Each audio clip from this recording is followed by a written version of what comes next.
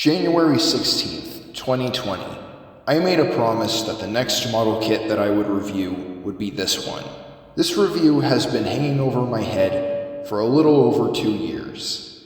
The main reason why this didn't come out sooner was because of my inane ambition to make a beginning skit with this particular review subject. But because it kept crumbling in my hands, the stop motion puppet I made as an opponent to fight wouldn't hold a pose, and the inadequacy of my set, I just decided to scrap the whole thing for the sake of my sanity.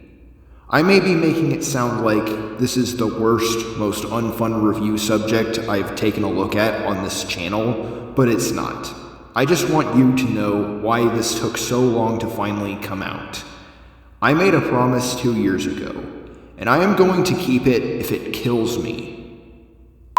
Hey everyone, Road Breach here, and today we're taking a look at the King of the Braves Cross-Frames girl GaoGaiGar. King of the Braves is an anime series made by Sunrise, and ran from January 1st, 1997 to January 31st, 1998. In the year 2005, a race of alien monsters called Zonders emerge from underground and launch a series of attacks on the city of Tokyo. The only defense against these creatures are a secret agency known as the Gusty Geoid Guard, or 3G, and their ultimate weapon, the awesome giant robot GaoGaiGar. Now you're probably going to ask me if I watched this show, and I did watch a little bit of it. But even though I haven't watched too much of this show, I do know that this isn't what GaoGaiGar looks like in the show. This is a part of the Cross-Frames Girl toy line. Cross-Frames Girl is a toy line by Kotobukiya that consists of plastic model kits based on various intellectual properties like DC Comics, King of the Braves, and even Kotobukiya's own Frame Arms line. I guess this was made because people at Kotobukiya were horny. I can relate, but before we take a look at the figure, let's take a look at the box. Like a lot of things nowadays, the look of the box goes for a minimal design.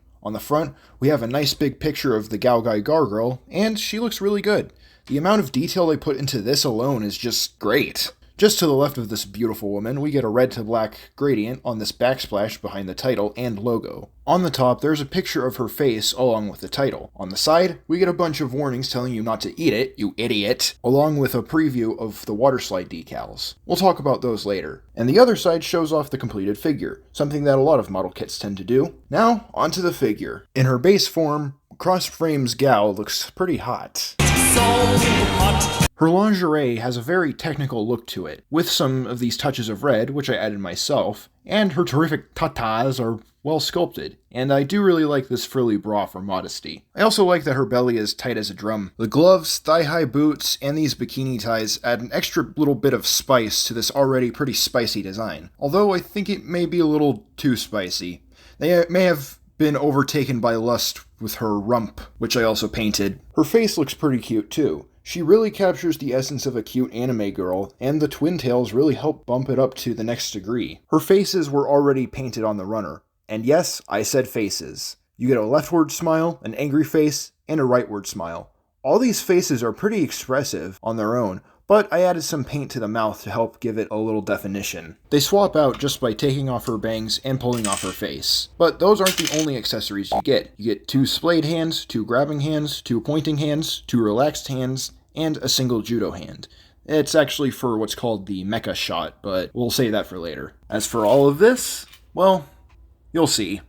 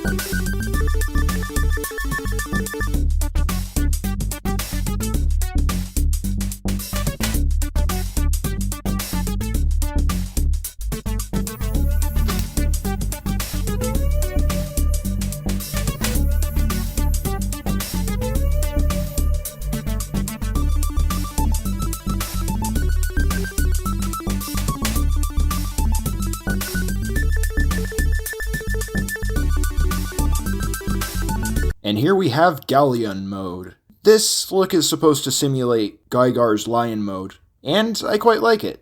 This really does feel like Galleon with the shoulder pylons, the golden lion head, the knee pads, the claws, and even the folded up skirt with the tail. Obviously, it's not 100% Galleon because of the sensual features and the Neko ears, but this design does make these details feel integrated in this mode. The posability is a little bit hindered here, but it's mostly the same, with the added claws and tail. Galleon, transform!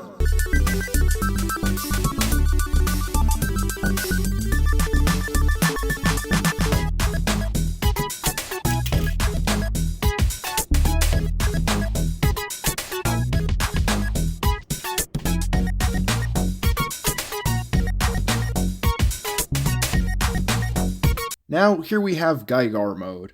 Just like Galleon mode, this looks pretty good, although not much has changed between Galleon and GaoGaiGar mode, but the things that have changed do make her look somewhat like the source material. I'm a big fan of this new headdress. And obviously, since not much has changed, that means the articulation is pretty much identical. Now onto the Gao machine, starting with Drill Gao. It's pretty clear that Drill Gao is a pair of boots with these obvious feet sticking off the back, these small treads on the bottom, and these twin drills on the front.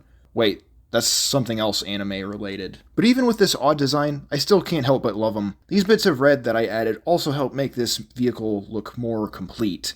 As you'd expect, Drill Gao's a little bit of a pointy boy, so be sure to be careful around these drills.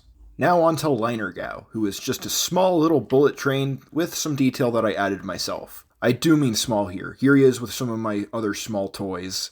But to be honest, he's my least favorite Gao machine. Don't get me wrong, I freaking love trains.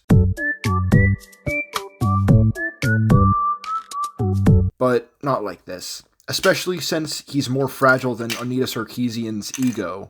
There had to have been a better way to keep him together than this. Last but not least, Stealth Gao. This is where the water slide decals come into play, because this is pretty much the only thing that you do with them. I was a little impatient, so I did mess these things up a little bit, but these decals do a good job breaking up this ocean of black. And if you're well versed in military vehicle design, you'd know that real stealth bombers don't have giant turbines on the bottom. This is just kibble for the final fusion. And if you're not a fan of how he looks on the ground, you can get him into the air by plugging in one of your premium figure stands into the bottom of the craft. But another thing you can do with Stealth Gao is take Liner Gao and attach him to the underside with this piece. However, that does get in the way of the stand hole, so this is pretty much useless. But that's not all we can do with Stealth Gao.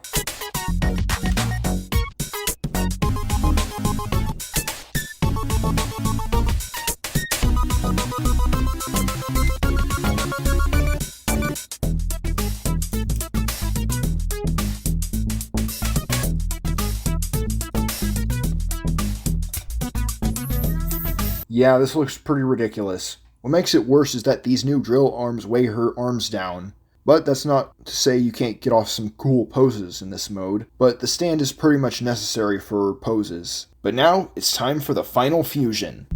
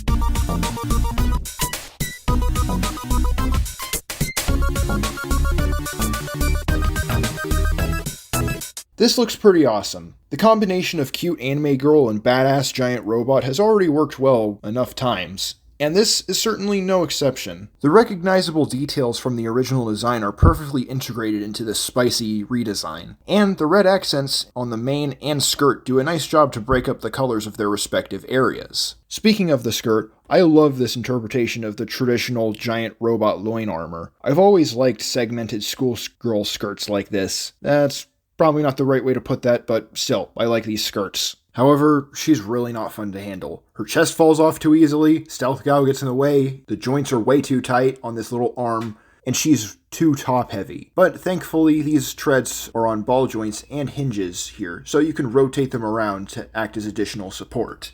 And there was also an adapter, which I have completely lost. I have no idea where it is, and I was not able to get it out for this review. However, I do have these robot hand adapters, so you can plug these into her wrists, and that looks pretty good. You also get this Heaven and Hell part. This is one of GaoGaiGar's signature moves, although in reality it does look like she's about to rebound a volleyball. I guess Jobby isn't as stupid as he portrays. And to complete this look, kinda, you get these open vent pieces that you can swap out to emphasize the speed at which she slams into a Zonder. It isn't really worth it. I mean, how many people display their figures like this? You also get the dividing driver, which just swaps out for the right hand, and that looks good too. You can also do something with the middle of Liner Gao too.